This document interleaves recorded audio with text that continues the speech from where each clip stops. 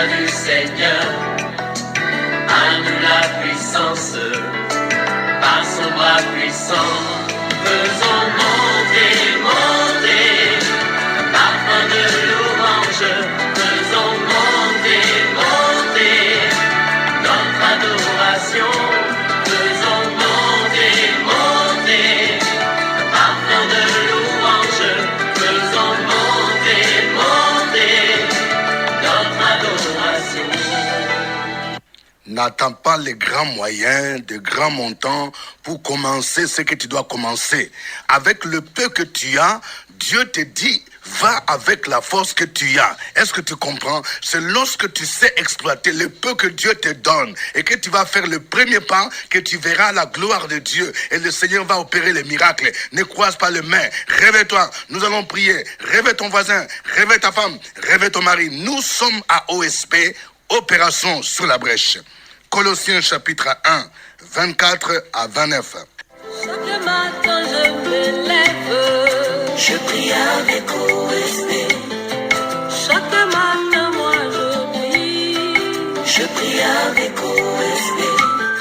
Lisons Colossiens chapitre 1, 24 à 29. Je me réjouis maintenant dans mes souffrances pour vous. Et ce qui manque aux souffrances de Christ, je l'achève en ma chair pour son corps qui est l'Église. C'est d'elle que j'ai été fait ministre selon la charge que Dieu m'a donnée auprès de vous, afin que j'annonçasse pleinement la parole de Dieu. Les mystères cachés de tout temps et dans tous les âges, mais révélés maintenant à ses saints, à qui Dieu a voulu faire connaître quelle est la glorieuse richesse de ce mystère parmi les païens, savoir Christ en vous, l'espérance de la gloire. C'est lui que nous annonçons, exhortant tout homme et instruisant tout homme en toute sagesse, afin de présenter à Dieu tout homme devenu parfait en Christ. C'est à quoi je travaille en combattant avec sa force qui agit puissamment en moi. Amen. Il y a 3 vérités que nous voulons partager avec vous. Première vérité, soyons prêts à souffrir pour Jésus-Christ. La souffrance, c'est une réalité. Cela ne veut pas dire que nous devons rechercher la souffrance. Non. Mais ici, Paul veut dire que lorsque nous nous engageons à suivre Jésus et surtout à les servir, nous devons nous attendre à la souffrance, au combat. C'est pourquoi l'apôtre Paul dit ici, au verset 24, « Je me réjouis maintenant dans mes souffrances pour vous, et ce qui manque aux souffrances de Christ, je l'achève en ma chair pour son corps qui est l'Église. » Vous voyez, de la même manière que Jésus-Christ a souffert, nous ne pouvons pas, nous, vraiment sauter pour entrer dans la gloire sans passer par la souffrance. C'est comme une loi. Il y a d'abord la croix, vous voyez, et ça peut paraître paradoxal. Nous sommes des ministres de Jésus. Beaucoup de gens veulent porter les titres de je suis homme de Dieu, servant de Dieu, femme de Dieu, bishop. Mais tout en étant ministre du Christ, nous devons accepter la notion de la souffrance. C'est pourquoi il est dit au verset 25, « C'est d'elle que j'ai été fait ministre selon la charge que Dieu m'a donnée auprès de vous, afin que j'annonçasse pleinement la parole de Dieu. » Un ministre de Jésus, c'est celui qui accepte d'aller annoncer pleinement la parole de Dieu, d'aller prêcher la bonne nouvelle, mais aussi qui accepte la souffrance, comme ce fut le cas de Paul. N'entrons pas dans le ministère seulement pour avoir une belle voiture, pour voyager, avoir des visas, pour bâtir une maison, mais nous devons aussi apprendre à endurer la souffrance pour Jésus-Christ, parce que lui-même, notre maître, est passé par là. Quand on parle de la souffrance, il peut s'agir des attaques, il peut s'agir des persécutions morales, persécutions physiques parfois, mais le Seigneur est avec nous. Je vais parler à quelqu'un. Tu es persécuté depuis que tu as pris la décision de servir le Seigneur, de t'engager dans l'église, de t'engager dans le ministère. C'est pourquoi tu vois beaucoup de combats. Parce que le Seigneur t'a choisi, il t'a mis à part. Et que le diable est en train de trembler dans ta famille même. Les gens qui sont dans le mysticisme, dans l'occultisme, ils savent que tu es là comme une étoile à partir de laquelle toute la famille va briller. Et que Dieu va t'utiliser pour déstabiliser le royaume des ténèbres. C'est pourquoi mon frère, tu vois des combats que tu as. Mais le Seigneur va te donner des triomphes. Il est dit, ils te feront la guerre, mais ils ne te vaincront pas.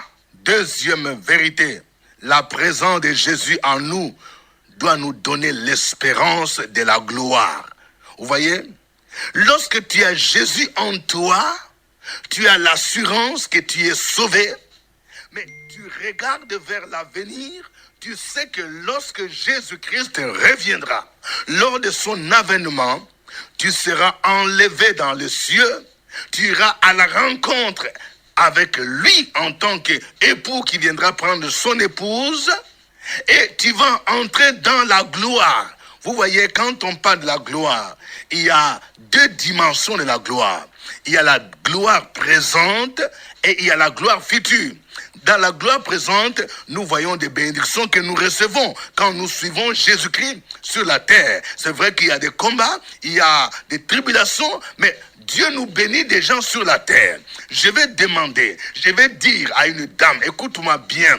Tu as choisi de suivre Jésus. Tu as abandonné les fétiches. Tu as abandonné les communismes. Tu as abandonné tout ce qui était du monde pour suivre Jésus. Tu as abandonné même des hommes avec lesquels tu sortais. Parce que tu as compris que tu ne marchais pas dans la voie droite de Dieu. Mais je vais te dire, tu dois espérer à la gloire. La gloire pour toi, c'est que Dieu est capable de te donner ton mari à toi.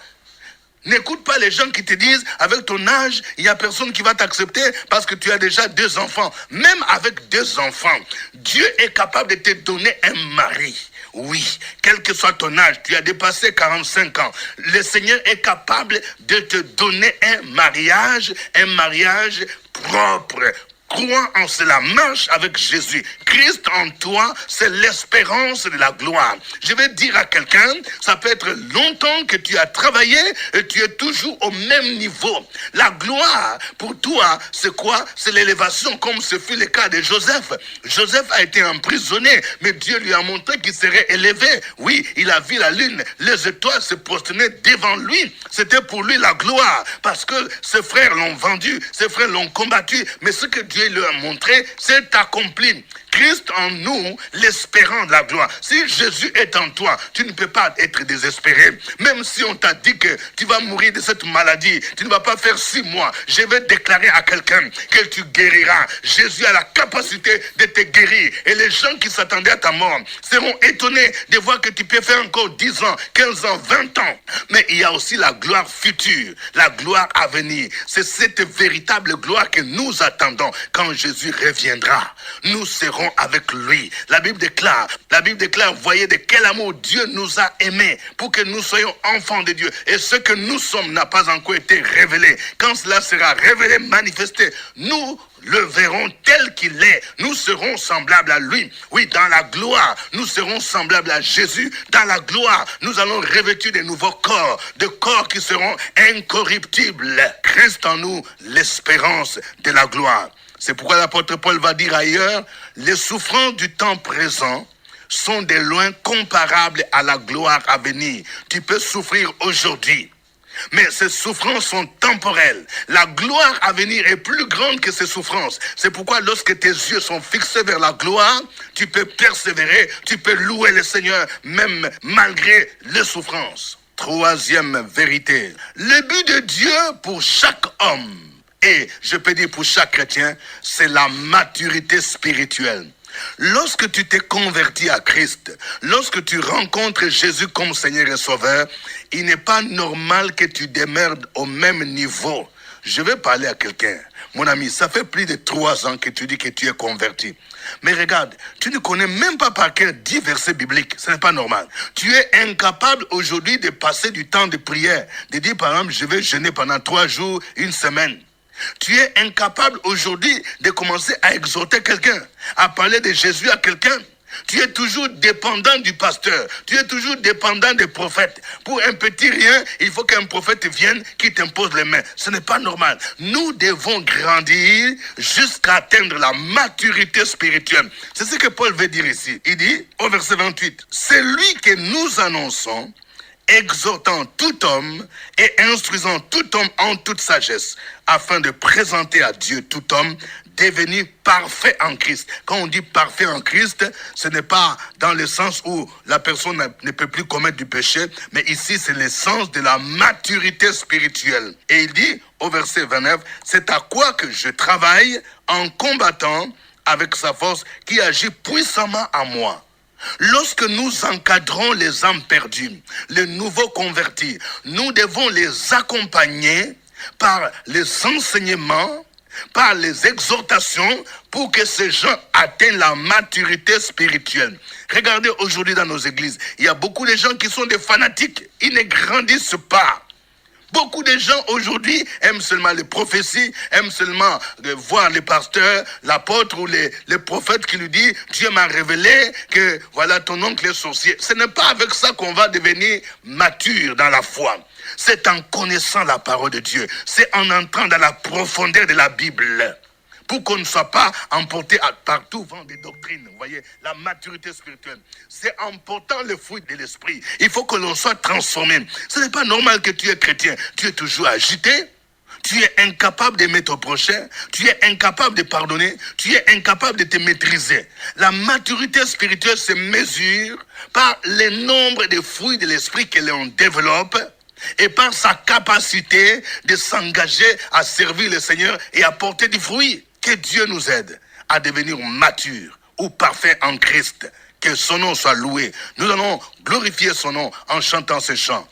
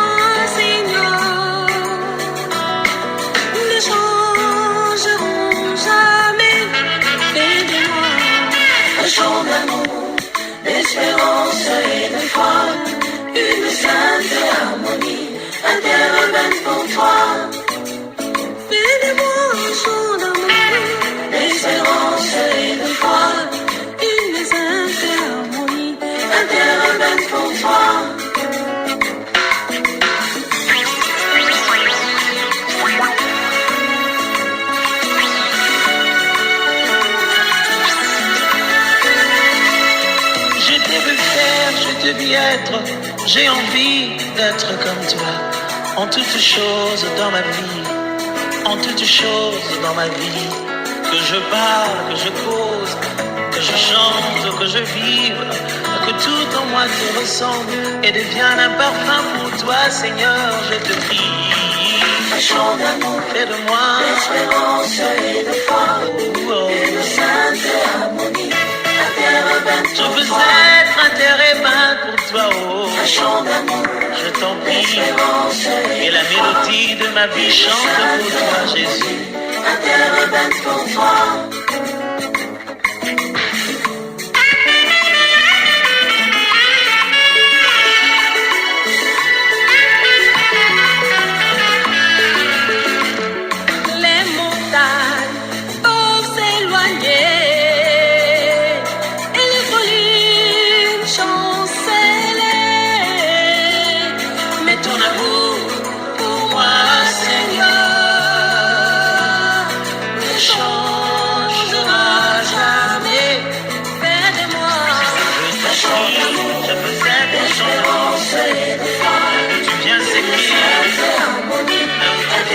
Thank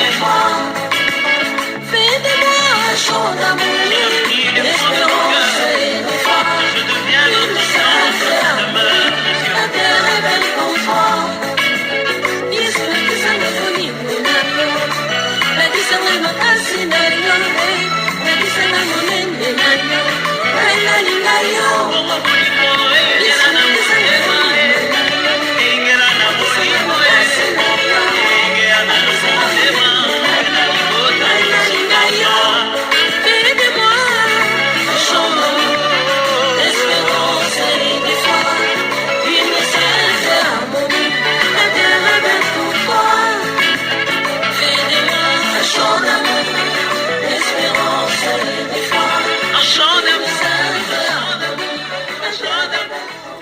gloire à Dieu. Élève ta voix, bénis le nom du Seigneur. Opération sur la brèche, la force dans la prière. Force dans la prière. Opération sur la brèche, la force dans la prière.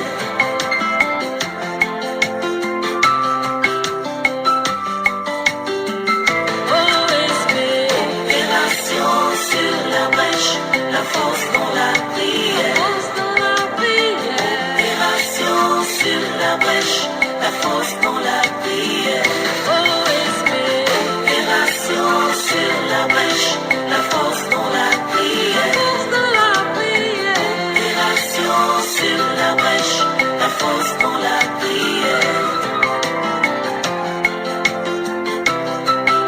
La force dans la prière. Amen. Notre passage du jour, c'est Colossiens 1, 24 à 29. Nous sommes à notre émission de prière OSB, Opération sur la brèche. Nous allons prier pour tous ceux qui vivent des moments de combat, des moments de souffrance à cause de Jésus-Christ, et particulièrement pour ceux qui sont engagés dans le ministère. Prions pour que Dieu les fortifie. Prions pour que Dieu les soutienne afin qu'ils puissent combattre le bon combat et qu'ils soient vainqueurs au nom de Jésus-Christ et qu'ils ne puissent pas reculer. Prions le Seigneur. Opération sur la brèche, la force dans la prière. Force dans la prière. Opération sur la brèche, la force dans la prière.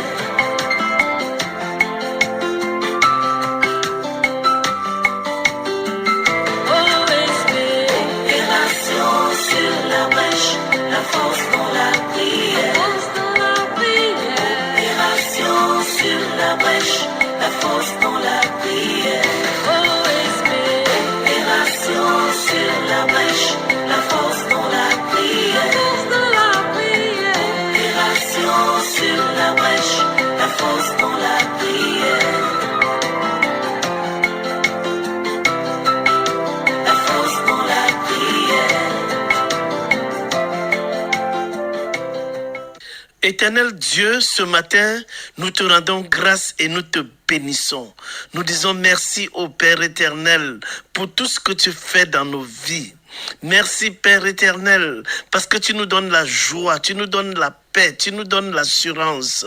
Les bontés de l'éternel se renouvellent chaque matin. Et c'est un privilège pour nous de l'exprimer ce matin une fois de plus. Nous prions au Père éternel pour tous ceux qui souffrent, pour tous ceux qui sont harcelés, pour tous ceux qui passent par des moments de difficulté, particulièrement à cause du ministère, à cause de l'exercice du ministère, à cause de leur foi pour Jésus-Christ, à cause de la défense de l'évangile. Nous prions dans le nom de Jésus-Christ. Nous demandons que tu les fortifies au Père éternel, que tu les délivres du filet de l'oiseleur, de toute forme de sabotage. Tu déclares dans ta parole à celui qui est ferme dans ses résolutions, tu assures la paix. Merci Père éternel pour tes servantes et tes serviteurs qui sont engagés et qui passent par des moments de difficulté. Merci Père éternel pour mon frère qui m'écoute en ce moment, pour ma soeur qui m'écoute en ce moment et qui traverse des difficultés à cause de son engagement, à cause de sa foi, à cause de l'expression de son ministère. Nous déclarons dans le nom de Jésus-Christ que les traits enflammés de l'ennemi n'auront aucun effet sur leur vie. Accorde-leur ta grâce au Père éternel, afin qu'ils puissent traverser ces moments de difficulté et témoigner que, effectivement, Jésus-Christ est Seigneur. Merci pour ta fidélité et ta bonté. C'est au nom de Jésus-Christ que nous avons prié. Amen. Amen. Christ en nous, l'espérance de la gloire. Nous allons prier pour que nos yeux soient fixés vers la gloire à venir. Que ceux qui vivent des moments de preuve, des moments de difficulté, que même ceux qui sont malades, qui sont désespérés, puissent espérer encore en Jésus. Il y a une gloire à venir. Il y a une gloire, même sur la terre. Quand Dieu t'a fait des promesses, cette gloire va se manifester. Mais nous devons aussi espérer en la gloire à venir. Parce que Christ en nous, c'est l'espérance de la gloire. Prions le Seigneur. Opération sur la brèche, la force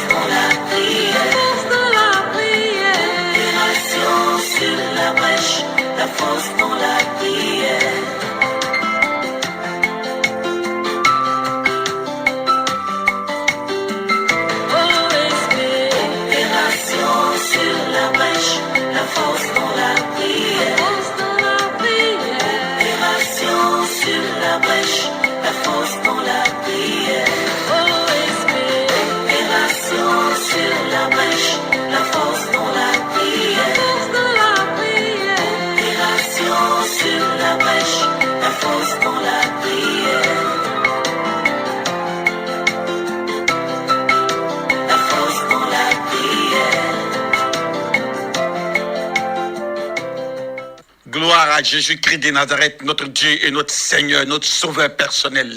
Lui seul est capable de changer notre statut. Il est capable de nous faire avancer. Jésus-Christ est capable de nous envoyer dans un prochain niveau. Jésus-Christ est capable de changer notre nom, de changer nos statuts. Par Christ, nous atteignons nos percées surnaturelles, nos percées dans tous les domaines de notre vie. Et ce matin, pour avancer, pour vivre la gloire, nous devons vivre dans la sanctification, dans la consécration, dans le service, dans l'obéissance. Et Père, en le faisant, je vois quelqu'un ce matin, je vois quelqu'un dans la vie être restauré, je vois un auditeur être restauré dans son activité professionnelle, restauré dans son ministère, restauré dans son foyer. Père, ce matin, je vois ta gloire dans la vie de ce frère qui était dans la boue, qui était dans la cendre et qui est maintenant dignement élevé à la gloire de ton nom.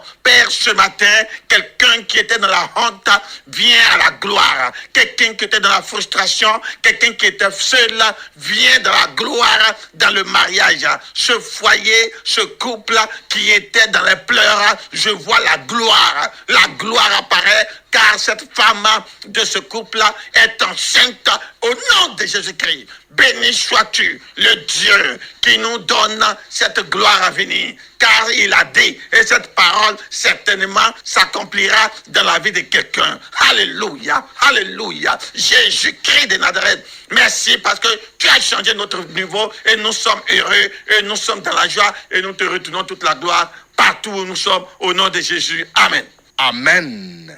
Tu vas prier. Peut-être que depuis longtemps, tu sens que tu ne grandis pas dans le Seigneur. Nous allons prier pour que Dieu nous aide à croître spirituellement et à atteindre la maturité spirituelle, à devenir des pères spirituels, des mères spirituelles, que Dieu nous utilise dans le ministère. Nous ne devons pas croiser les mains. Prions le Seigneur au nom de Jésus et que sa puissance se manifeste en nous et que nous portions des fruits.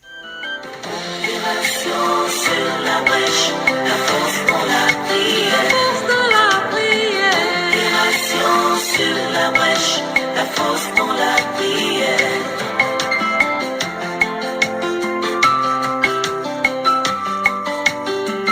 OSB. Opération sur la brèche, la force dans la prière. Force dans la prière. Opération sur la brèche, la force dans la prière. OSB. Opération sur la brèche, la force dans la prière. Force dans la prière.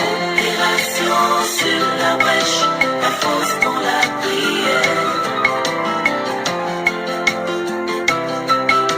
La force dans la prière. Nous te rendons toute la gloire ce matin, notre Dieu, notre Père, notre Seigneur, notre Sauveur, notre Libérateur, notre Protecteur, notre abri, notre soutien puissant guerrier. Sois béni ce matin pour la vie, pour la grâce, pour ta présence. Merci parce que ta parole nous dit dans Luc que Jésus-Christ, notre Sauveur, croissait en sagesse, en statut et en grâce devant Dieu et devant les hommes.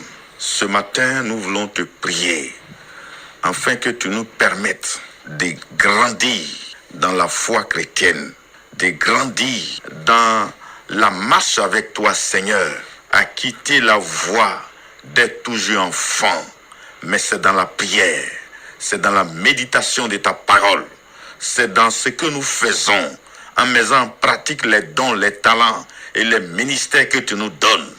Nous n'avons pas le droit de toujours compter sur des hommes, mais c'est toi, Seigneur. Nous n'avons pas le droit d'être toujours bébé, mais nous devons grandir spirituellement.